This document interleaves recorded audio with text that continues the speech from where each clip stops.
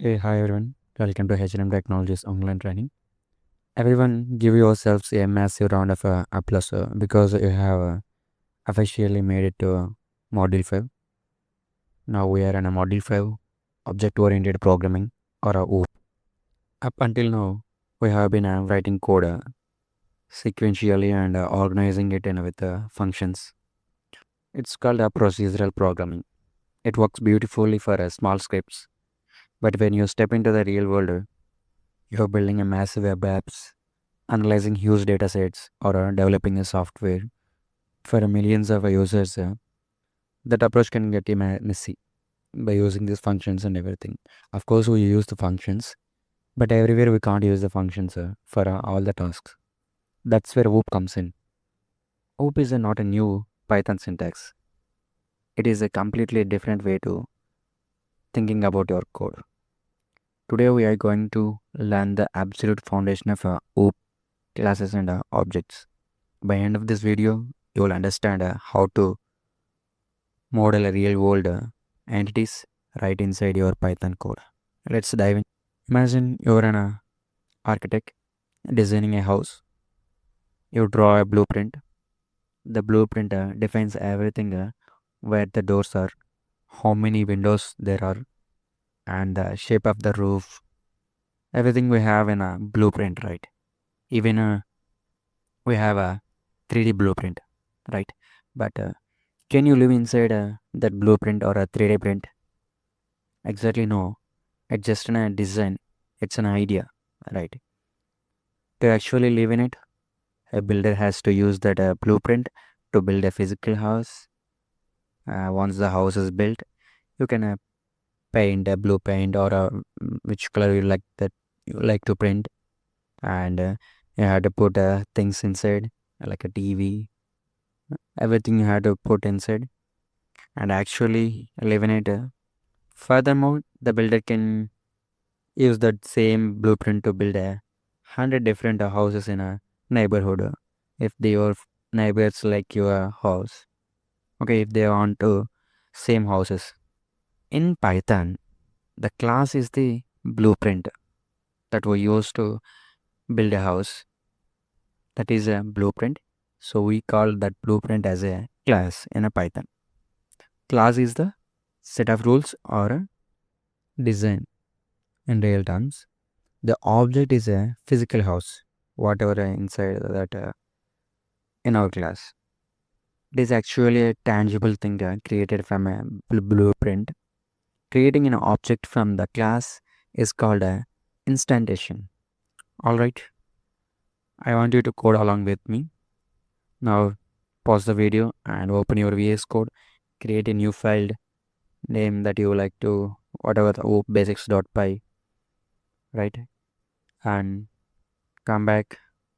Let's write our first class. Let's model something we all know. We all know we are all familiar with the smartphones. So I like to define a class name with a smartphone. Okay. Notice the syntax. We use the class keyword followed by the name of the class. By convention in Python, class names always start with capital letters, which is a Pascal case. If it was a smartwatch, the class name is like it is like smartwatch is like this. Then I put a pass inside because Python requires an indentation block, but we are not ready to add details just yet. So that's why we just add a pass to here. So do nothing, just I want indentation. So that's why I add pass. So this is our basic blueprint, right? Okay. Now let's build an actual phone from this blueprint. Let's create an object. Okay, objects called S1, S2, the smartphone one, smart 2, and then I print S1 and S2 here. Okay, to see the output here. So main smartphone object act value with 1. We only print a smartphone 1, right? You do the same thing with VS Code. On your output terminal, you should see the something like same this way. Main smartphone object at 10733ED. That's the memory location. Python is telling you, hey, I built a smartphone object. That's what a smartphone object. And there is an exact memory address in your computer's RAM. Notice that phone 1 has a different memory location. And when I print that same phone 2 has a different location. See here the difference, CF0 and BD0.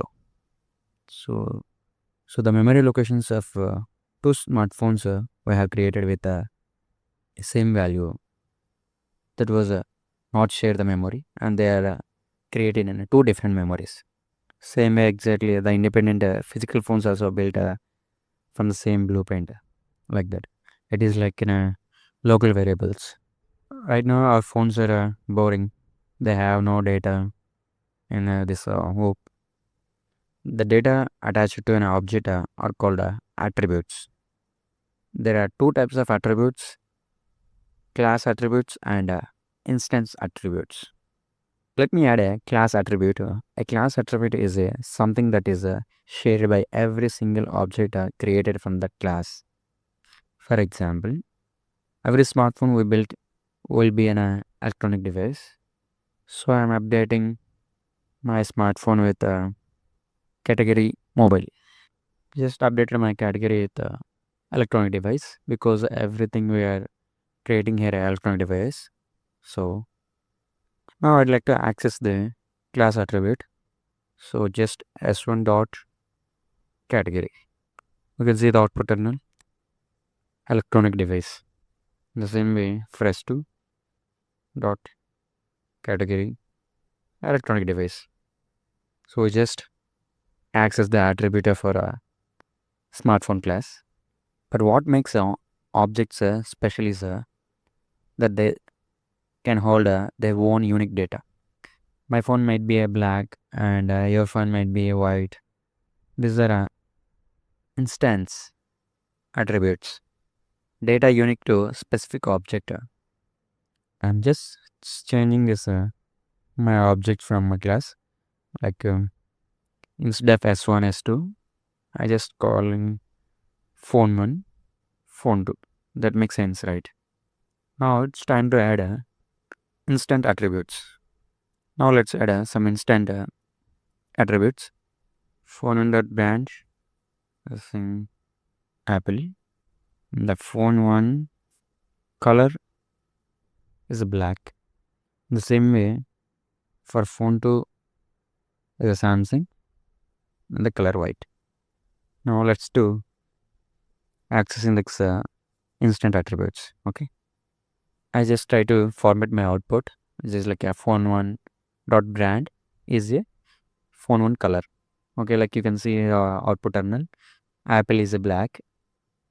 Now for the same thing for second phone, Samsung is a white, right?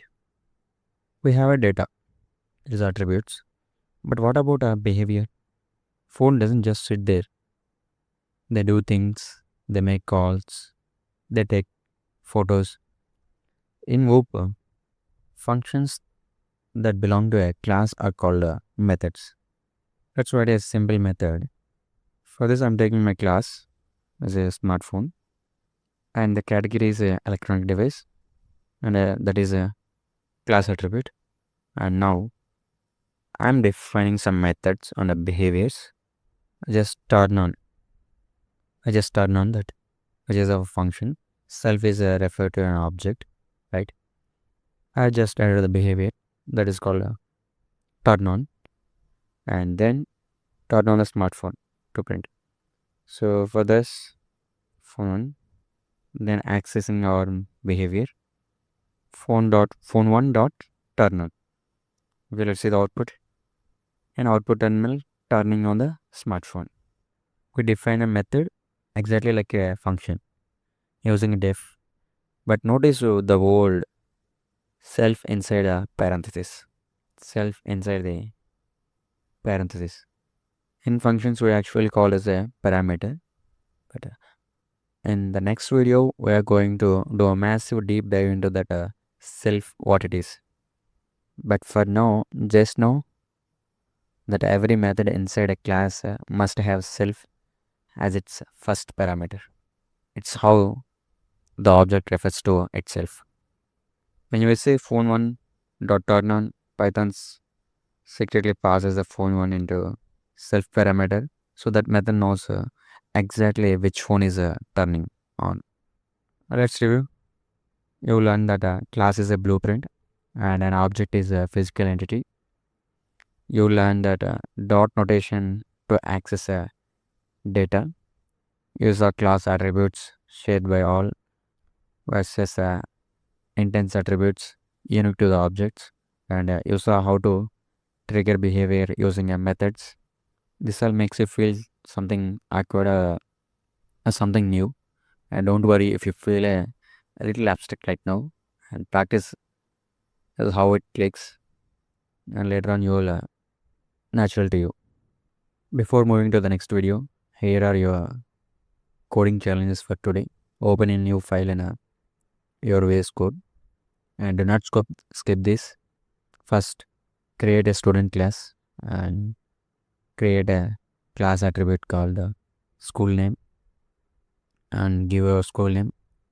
Then create two student objects from this class.